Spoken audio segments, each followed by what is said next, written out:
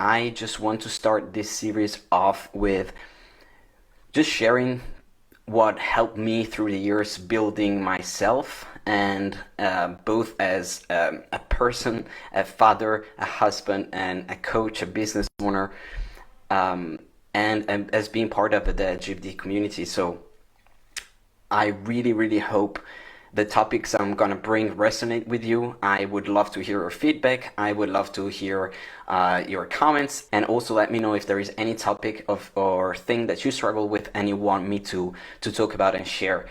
But today we are starting off with a topic that is probably one of the probably number one in why people feel they're struggling achieving their goals. And if you're here, my goal is to help you get to a life that you never even thought possible for you. This is the life I'm living, and I build systems and things around myself that support me in going through life and always wanted to get to a new level and really like just thrive as a trans person, as an LGBT person, and this is all I want for all of you as well. So the first topic is going to be procrastination.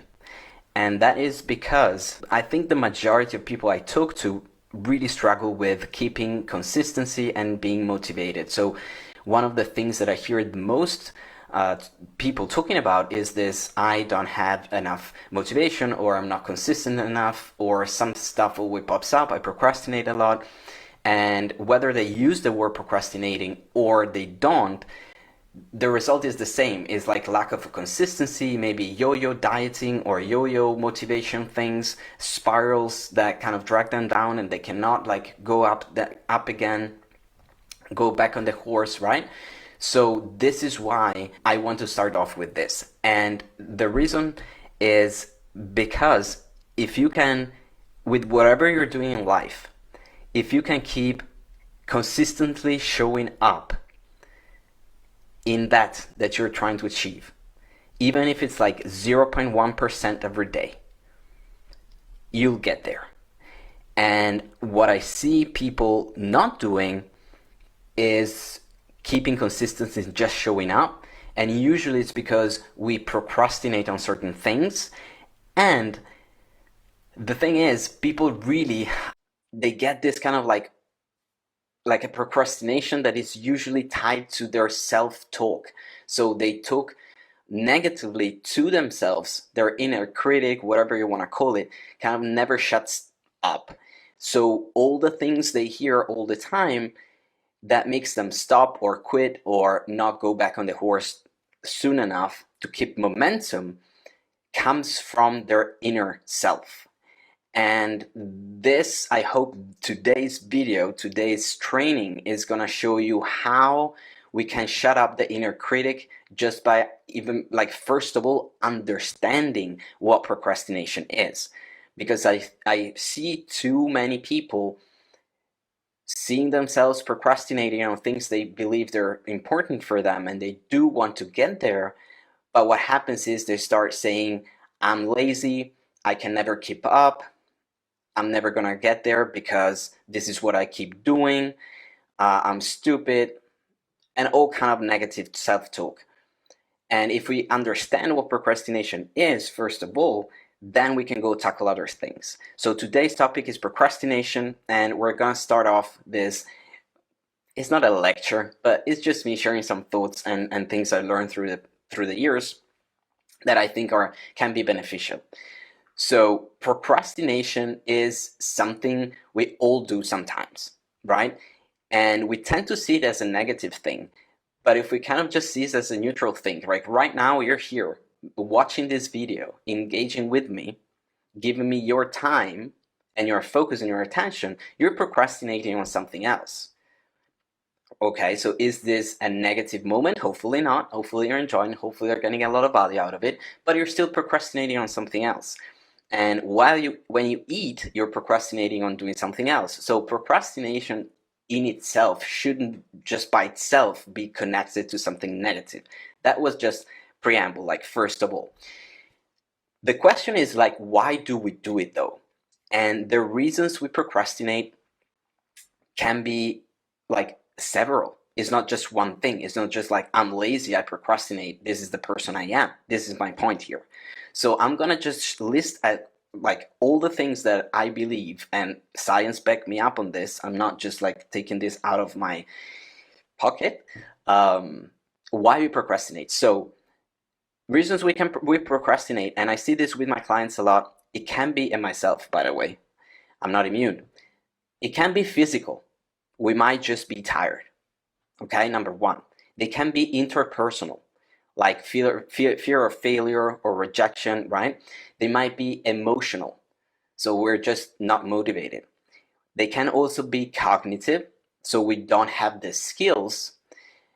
Procrastination can be environmental, because there's too much stuff going on around us, and it can be even spiritual. Okay, so let's take a look at these a little bit more in depth, so you get a proper definition and you can use it as you want. Like, this is just free knowledge that you can then try apply and see if it works for you and what you gain out of it. I would love to hear your takeaways, by the way, so shoot me a message, write a comment, if you have any thoughts or want to share your insights as well. Of course, that's super precious. So if we start off with physical, like lack of proper rest and kind of like a disturbed circadian rhythm can cause, fatigue, lack of concentration, which can both contribute to procrastination, right? So if you're tired, if you're not sleeping right, if your quality of your sleep is not high enough, it's gonna be harder to get motivated, and that's just a fact. Then you have hypervigilance, which is often associated with trauma, and that can also lead to a state of constant worry and makes it difficult to focus on other things, like the task at hand, right? So you may be distracted from focusing on what you're doing. And these are both physical or physiological reasons people, or you, me, we procrastinate. If you're just too overwhelmed and exhausted, right? Then we got interpersonal reasons you might procrastinate. Fear of rejection or criticism from others might lead to avoidance of tasks, and particularly those that involve collaboration or judgment by others. So let's say when you're getting ready to work on a group project, as an example, you may procrastinate. Or if you're needing to start working out and you don't see results quick enough, what does that say about you? So fear of rejection, failure, criticism, those are all important. But when we talk about interpersonal, you're thinking about what is that person's reaction to me? So what is that friend or my partner gonna think about, about it or about me if I said that I was gonna work out and haven't got results? Or what are my peers gonna think when I give them this project, I hand in this project? Then we have low self-esteem and lack of confidence in one's abilities that can, of course, like as we probably all know, create hesitation and delays in starting or completing the tasks. So if you don't have the belief that you can do this, then you may resist doing it because you're afraid of rejection. And if you don't believe that you're a good person or you're lovable, even if you screw up or you're slow or you need help and guidance, it doesn't mean you're a bad person or lazy. It just means you haven't found the right strategies for you just yet. And the least you believe, by the way, and trust yourself, the more you will procrastinate and the less results you will see, right? This is why I'm making this, like trying to convey this thing, because if we don't have self-trust, if the inner critic shuts us down, we're just gonna procrastinate more. That's it. So procrastination can deal with the fear of your own self-criticism, right? That inner critic that is in there and it's going like, oh, see, I told you, you never measure up, right?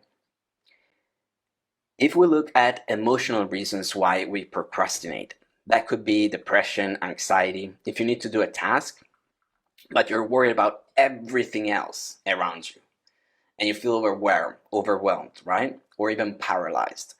That task is not really motivating. and you have difficulty focusing on that because the anxiety is more potent, is more powerful. So your anxiety is saying, whoa, there's all these threats and or possible threats over here. Like, why are we focusing on this bullshit here? Like, this is not like a threat. If you want to stay safe and survive, that's what the mind wants. The only like real goal of your brain is to keep you safe and survive. You need to address these threats first. So don't start on this other thing, right? So it's important that we recognize that emotions and feelings, first of all, are not facts. But it's also important to validate them and acknowledge them, because those are your guidances.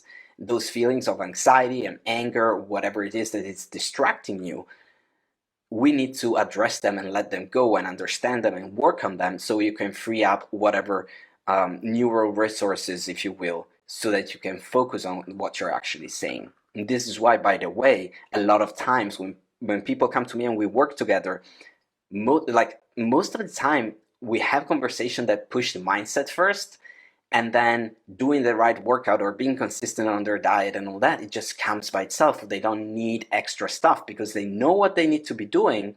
There is just this blocks or this extra stuff that makes them like paralyzed. Excuse me. So if you have anxiety about the task at hand or possible outcomes of it, you might procrastinate. If you're like, oh, I don't know if I can do this, or I remember when I was start working out and building my body to be more masculine back in whatever many years ago, right? At the beginning of my fitness journey, I was super anxious about just doing it. I was anxious about whether I would actually make any progress. I was anxious about the workouts were the right thing, about just going to the gym was causing me anxiety, and if what I was eating were the right things. So a lot of stuff, right? And probably some of you or many of you resonate with that. And if that's the case, let me know, because I can help. Like, we can have a chat, right? Don't need to do it that way. You don't need to work hard. You can just work smart. So it was hard for me to get motivated and to get started to work, right, on this huge goal that had so much hanging on it. But thankfully, I found ways to eliminate that and keep up with like both body and mind routines for now 10 years. So it is possible, but this is where it all started, is understanding what was behind it for me. So another essential aspect that we want to look at is a very interesting one. Probably you don't expect this, and it's actually grief. About losses that will occur when you accomplish the task. And this is one we really do not think about a lot. It might be a haha moment right now. It was for me. That's why I'm expecting to be for some of you at least. But when you turn in a project, if you're working on a group project, again, let's say, and you turn it in, you may not be interfacing with those colleagues as much anymore. And that might be sad. Maybe you enjoyed it a lot. So you may grieve the loss of the activity because you really enjoyed working on it. Or once you achieved your present goals, you might lose the motivation and that fire in you, or lose some habits that have been supporting you.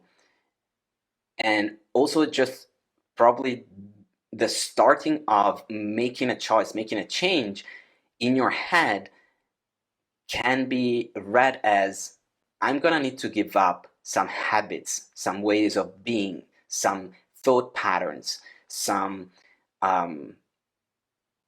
programs, some things that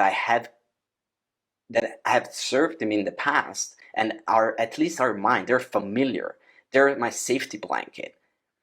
And just going through that process, you might be grieving what you might need to give up.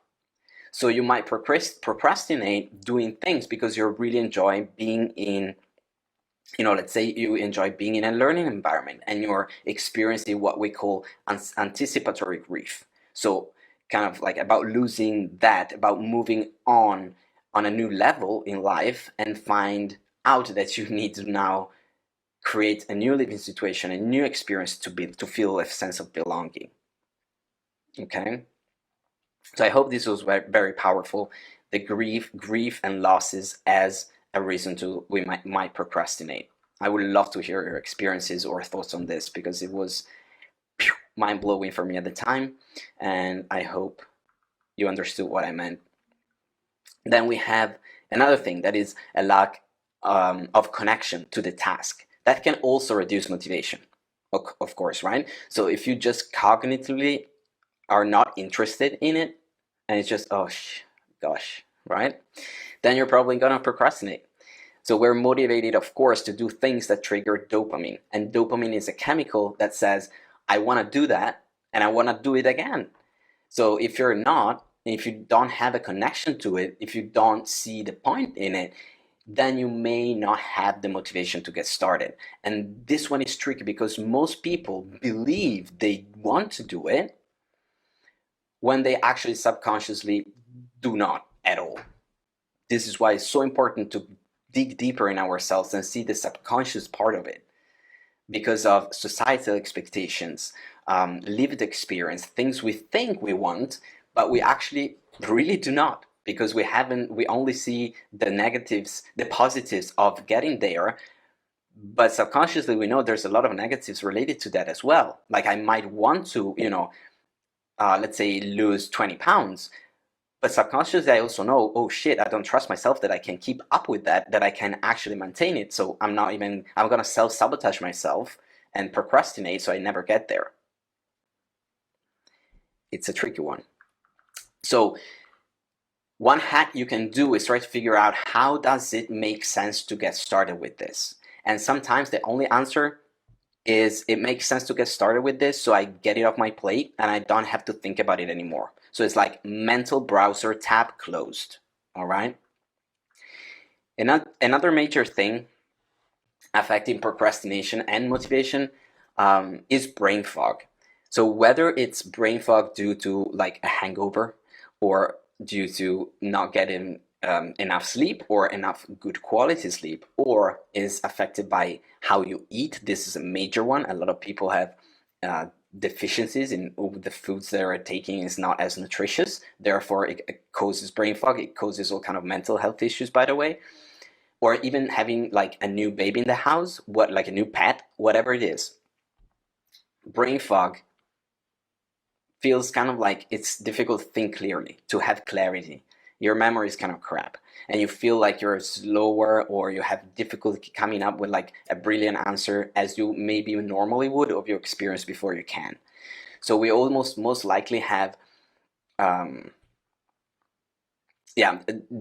part is actually something that we can get out of, sometimes just with how we eat and how we sleep. All right. Again, relating back to why we procrastinate, if we're like fogging the brain, it's easy to just give up. Then we also most likely have what we can call personal cognitive distortions. And this is a huge one for a lot of people, myself included, but a lot of clients, a lot of people I talk to. This is why I'm like, we gotta put that in. And it's, for example, thinking in terms of all or nothing. So I either do this workout perfectly, or I might as well not even start. Or I should work out 5 times a week for 1 hour. Taking a 10-minute walk today isn't gonna help. And that can really cause you to procrastinate, because there's a lot of pressure on you. You're putting so much pressure on yourself. It could be even like being in a relationship, and having a discussion with somebody about things that need to change in your relationship. It's like you put it off because it's probably gonna be uncomfortable. And maybe it's uncomfortable to be where you are, but that thing, the result of getting that confrontation, is even more uncomfortable in your mind. So you may also kind of like be thinking in this all or nothing terms. Even in this relationship example, if you're like, oh, either they agree with me 100% or they're not, and there's no middle like ground, and we're gonna break up, and this is super anxiety provoking. Easy procrastination thing, right? Another thing, speaking about like, geez, like breaking up and all this stuff, again, very valid things. Like I've tried, like I'm not saying this is weird. I'm saying this is very human. That's why we need to talk about it, because It's not you, it's just you're being a human. It's not that you're anxious, it's not that you have problems, it's like you're a human and we can actually go and unlock these things, all right? So we have catastrophizing is another thing that makes us put things off. So if we think that, hey, if this happens, then I'm failing. If I fail this diet, I'm never going to achieve my goals. Well, if that's true, then you definitely need to be worried. But for most people, that is an exaggeration. And it's just a trick of the mind. Okay? Like, I hope I'm going to go a bit fast because I don't want this to last forever. But I hope you're taking some notes and getting the most out of it. So we have another key concept that is the availability heuristic. And that means your brain focuses on things that are most emotionally salient or charged. So generally those are bad things. So you may remember all the tests you failed, all the relationships that went bad, all the speeches you gave and you didn't do very well at, all the other goals you haven't achieved yet, or achieved, that's it. The weight you lost but put on again. The workout routine you started but failed at keeping up. And you start thinking that all those times things didn't work out the way you wanted, that causes you to procrastinate. But it's important to remember that those were distressful situations, right? And your brain remembers them more readily than you remember the thing that went really well. It's very difficult for my clients to come up like, what went well this week? Nothing. And then they go on tell me about their week and there's like 15 new wins they had. But it's difficult for the brain and for ourselves as LGBT people sometimes to celebrate ourselves and seeing all the progress we already made. So it's important that we really we step back and we look at the totality. Like, be curious, ask questions to yourself, right? Is this actually totally 100% true? Because most likely it's not, okay? You are always going to be worried about the tiger in the forest, not about the cute rabbits, okay? So moving on, we have personalization. So we may put off things because we take it too personally. So we assume that if we don't do this right, it means we're stupid or we're a failure. And it has nothing to do with who you are as a person, okay? So we need to make sure to unhook from it and recognize that we're people. We're not behaviors, and we're people who do behaviors. And some of those behaviors may not be great. I know many of mine are not, and some of them might be regrettable. I have plenty of those too. But we're people, and we have the power of making different decisions, make different choices each freaking second of this life. Like right now, you can choose to write me a message and connect. It's your choice. You can do it. You can not do it. Right? But you can choose to, I'm gonna put the next workout in my schedule, or you don't. I'm gonna wake up without snoozing, or I don't. You always have a decision that you can make. And this is to give you empowerment. That is my, I love this. I need you to be empowered and remember these things. Then we have pessimism. That is another cognitive reason you may procrastinate. And it goes like, well, if I lose this fat, I'm going to need to do a whole lot of work to keep it off. So why should I get started? Or, if I actually manage to do this one workout, I must go for day 2 and day 3 as well this week, and I'm super busy, so what's the point? I know a lot of you are relating to this because 99% of my clients do, and I do the same. So let me know. If you're having obsessive thoughts or ruminations about other things, you also may want to kind of write them down, see what they're actually about, and if there is one simple way for you to close that tab or plan it for later, and you might just need it to kind of flow by and be observant. But usually taking one micro action towards it makes it quieter, okay? We may also procrastinate because of skill deficit. You might be getting ready to do something and you're like, I have no idea where to begin. I have no idea how to work out. I have no idea how to actually eat properly. And you're going to procrastinate if you don't feel like you have somebody that like you can turn to who can mentor you or provide you guidance. Whether it's a video or an AI tool or a coach, right? If you have skill deficits, you don't know where to start, then it's important to step back and go, okay, who can I ask? Where can I get assistance, right? The quickest possible. And you can, of course, always reach out to me and ask any questions you have. I'm happy to answer any questions you may have. Fitness, nutrition, whatever it is, mindset, you name it. I'm here for you. I hope this is clear. Another thing is poor goal setting skills. And this is the final cognitive reason I'm gonna list here. So some people may get overwhelmed with a task they've got to do because it's incredibly monstrous, right?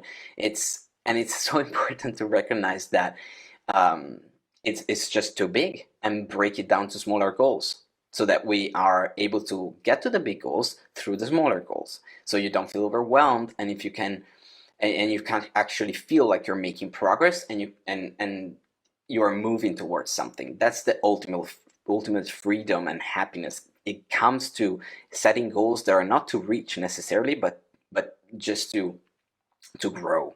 Okay, I always say goals are not to get, but to grow. So we need that goal, but we also need to enjoy the going through the motions. And many people I talk to, that was myself, that's why I'm saying that, they do not do that effectively. And their smaller goals, they're still ginormous. They're still huge. And they think that's a big goal because they have this perfectionism or this it has to be big enough or the small is not good enough. So a lot of people set these goals that they feel they're smaller, but they're actually still very, very way too big. So it really needs to be so small that you cannot fail. If changing your whole diet starts with, I'm gonna eat 1 carrot a day, then that's where you start. If it starts with, I'm gonna buy carrots this week, put them in the fridge, that's where you start. Literally, it's all based on this step-by-step thing. Then we have environmental reasons. If your house is a mess, if you have too many distractions like kids, dogs, cats, TV, roommates coming in and out, social media, new commitments at work, it's hard. You're consistently being interrupted. So that is very normal to procrastinate if you have these kind of situations. I do have them myself, so I know what I'm talking about. Similarly, if you have too many temptations, I really struggled when I first started working from home in this office. It's go get some more coffee, do the laundry, clean the house, right? Go down with the trash. It's just about anything rather than do what I was supposed to do. And then finally we have spiritually.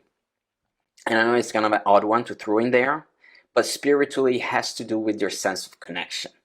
And if you're getting ready, what you're getting ready to do doesn't connect to your actual values, then it's really hard to get motivated to do it. And if you're getting ready to do something that doesn't feel right, or it's not the right moment, or it's just disconnected to what is actually important to you, you're not gonna get motivated. So there is a lack of purpose in what you're doing, and you're having to do this instead of going through the thing, enjoying doing this. You have to do. I have, I should, I ought, I must. Not fun. So it's just busy work, and what's the purpose, right? We need to understand the why. So I hope this whole shabam of things was to make clear to you that procrastination is not laziness, and it can be so complex. And a major killer of consistent action is negative self-talk. So if you do not understand what procrastination is and how complex it can be, my fear is that you're gonna go on living life thinking, I'm lazy, I'm stupid, this is I'm not this, I'm not that, this is the way I am, and you give up. Then we're in trouble. Then we're really in trouble. All right. So literally, most other behaviors, procrastination is a form of communication. Is your body and your brain communicating? It serves a purpose. We do not want to eliminate procrastination. It's super important to us. You need to identify the reasons why we're procrastinating, because apparently something is not working very well, right? And why am I doing this? Okay. What am I communicating to myself by procrastinating? And then Only then we can start taking the steps to actually address the problem. All right. I hope this weekly live was valuable. As being a half an hour, I shot a lot of information and things at you. I hope you can always come and watch the replay, take notes, set off half an hour when you go and do this work. And as always, I'm here for you, with you, and I really hope this was valuable. I'm gonna leave you to your day, gonna leave you to your week. Have a great rest of the week. Go smash it, and I'll see you next week. Bye, guys.